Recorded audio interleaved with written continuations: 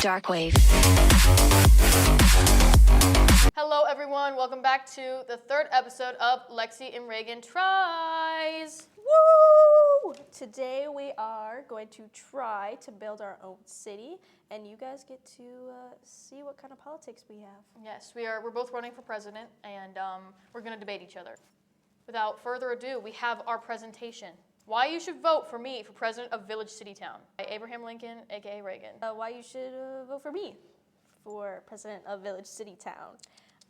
I'm George Washington, Lexi, if you will, but I'm gonna. Policy number 1 by Abe Lincoln, or Abe L. in office. In order to legally become a city of Pause. In order to legally become a citizen of Village City Town, you must either write a Hunger Games fan fiction or do extensive research on one, and then present before the Supreme Court, which is also just me, on how this is important literature. The benefits of this would be we have enriched and educated members of our society, and I would also have people familiar with the idea of war and ready to fight for my cause, because that's what the Hunger Games is all about, of course. Bonus points if there's romance in it. Okay. My policy brought to you by George W. Washington is that in order to greet somebody, you must, guess what? Dab. Wow. In my ideal world, that is this village, city, town, there's no word for hello, there's no word for goodbye. It is either a dab or a backwards dab. And that is the way to say hello and goodbye. And the benefits of this is, as a society, there's no language barriers. You can say hello to anybody, and you can say hello from like 300 feet away. Objection. What if somebody dabs at you angrily via this? There's no communication. Exactly. There could be no fight. But what if because they said, there's no communication. And then they get mad at you? You can't get mad. It's just a dab. Suspicious. Double points if you double dab. Policy number 2, Abe Lincoln. Service industry workers will be granted tax reductions and immunity from consequences of any crimes committed towards a rude and entitled customer. Objection. How will you do this? Money. I have a lot of tricks up my hat. Who's there? This will hold up in a court of law because I am the law. Have you thought about that? Egotistical Abe over here. You don't want that as your president. At least my hair's out of my face. Anyways, they get no consequences of any crimes committed towards a rude and entitled customer. They will hold up in a court of law because they are God warriors. They also are exempt from the military draft. Everyone must serve in the country in one way or another. Bearing arms or bearing beverages, I don't care. Furthermore, people who are convicted of treating service industry workers terribly will be shot on sight. Benefits. Less terrible entitled people in society. Violent. Peace overall. Also a profitable and progressive society, emotionally and economically. Your move, Washington. Policy number 2 for George W. Washington is you will never touch a stranger in any way, shape, or form. This is including, but not limited to, caressing, random hugs, or tapping of the shoulder. If you do, you will be beheaded. Oh, and I was violent. So get you a president who lies to you. That's what you want. Okay, all right, people from Village City Town. I see how it is. Benefits is to keep our citizens safe from making situations awkward and uncomfortable for everyone involved. The next policy number 3 for Abe. Everyone must talk with the Old English dialect and sentence/grammar structure, very proper, but in a Southern accent. This is mandatory, effective immediately, when I become president. Benefit. This will result in much more complex and interesting conversations, as well as keeping things silly and goofy. And in a court of law, I, Abe, must be addressed as Sir Dr. President Abe, because it sounds sophisticated. No, I do not have any credentials. Mind your business. So Abe here has not done any schooling. Yes, I have. To earn a doctor title? Yes, I have. I'm going to be president. That's basically a doctor. So you want this This guilty animal. I can run a presidency, therefore I can run a surgery room. No. Anyways, before I was so rudely interrupted, not too formal for my last name to be necessary, though, because we are family. I treat you like family, not like subjects. But also, you're going to federal prison. Monkey covering eyes emoji. Also, this is mandatory as well. My preferred mode of transportation will be by dragon back. I don't make the rules. I do. Your move, Georgie. You are not allowed to complain about any prices to any employee, including teenagers who make minimum wage, who have no control over prices. And if you do, your brain will be surgically rewired to allow you to only speak gibberish. Objection. How are you going to perform these surgical things? With my special team. With your special team. Do they have doctorates? Yeah. Liar. They Show went me to it. school. They went to school? What's the benefit of this? Everybody speaking gibberish. This is to keep efficiency in lines so that there's a reduced amount of time waiting in lines, as well as making sure that the business environment is happy. We don't want the Karens, okay? My silly village city town has no Karens, no Kens. We welcome Karens and Kens and all people. We're not discriminative. Yeah, but that society's not functional. That is a lot. We're about to fight in the parking lot. The next policy I forgot I wrote it. From Abe, Ellen Office Kin. The House of Representatives in my amazing society is going to have one drag queen from each state to rep the people of said state. Drag queens are great judges of character and would be great at critiquing and creating / approving my bills. Benefits. Who run the world? Girls, gays, and theys, and queens. And that's on period.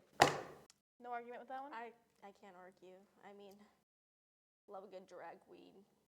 Everyone must participate in themes / dress up / spirit days, or you will be only allowed to wear neon yellow for the rest of your life. So that means neon yellow top, neon yellow pants, neon yellow shoes, neon yellow socks, the whole shebang.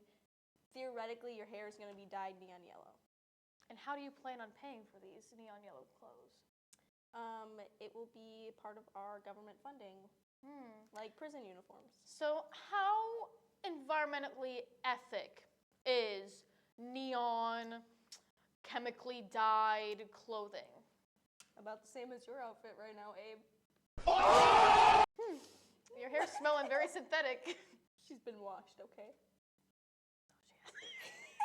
If you do not have anything in theme, because I'm not going to discriminate about the fact that you can't afford, you will have to wear a white t-shirt that says the theme on that.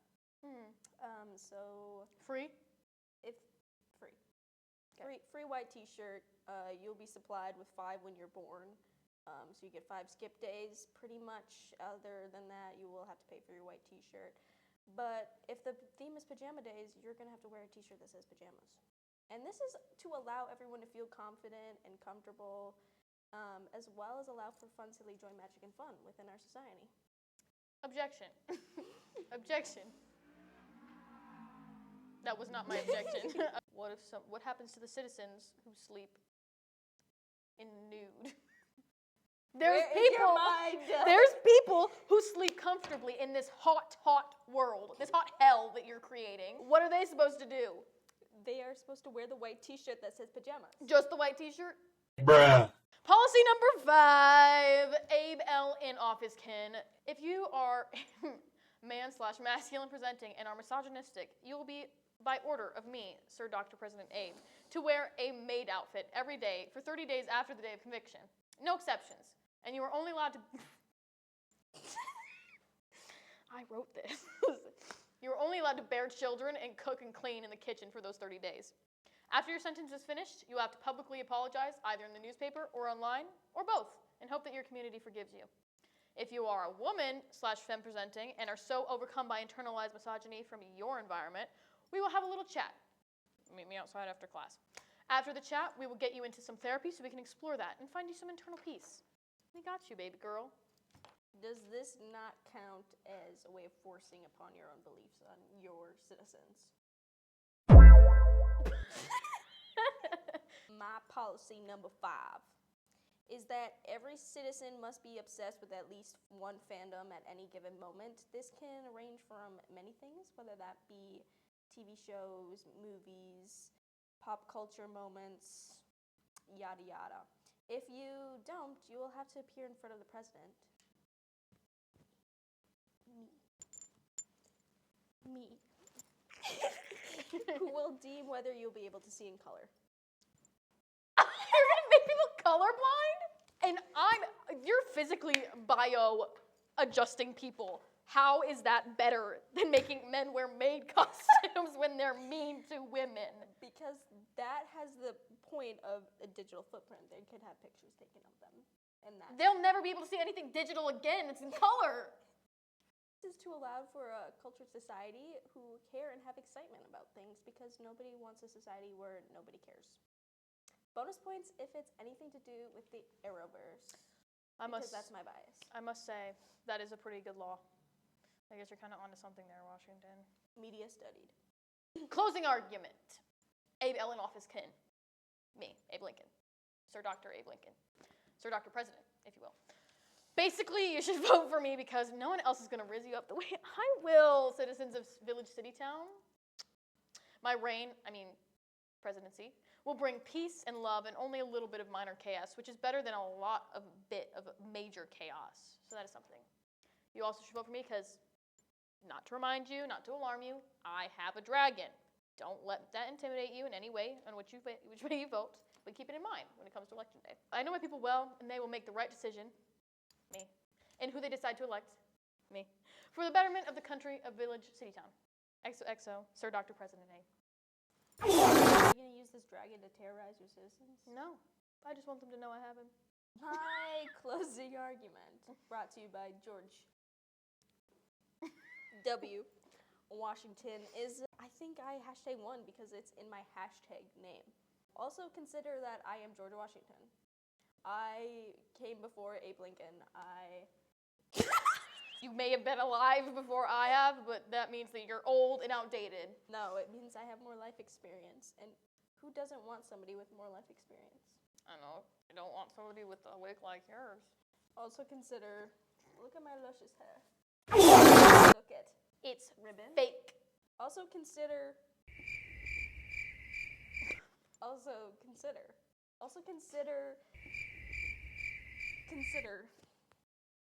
We're considering nothing when it comes to this president, folks. You heard it here live. Consider is you after watching this. Consider I have something under my hat. It's a bomb. My real hair. Hey. Is it your real hair? It's my real hair. I think. My real hair. You know what? I know we have different views on things, Washington, but I respect you as a person, for the most part. Yeah, I respect you. Your track is raising, but that's none of my business. But I was thinking, while you were talking about you have some good policies, and some that could be modified with a touch of a killing hand. So I was thinking, what if we partnered up? I think I like that idea. That was this episode of Lexi and Raegan Tries. Thank you for watching and tuning in to this very serious debate. Love you guys. Okay, bye. Now, George, now that the cameras are off, I have to ask you a question. Y'all, you sure that you cut the cameras? Yes, we cut the cameras. Okay. Have you worn wigs? No. Will you wear wigs? No. When will you wear wigs?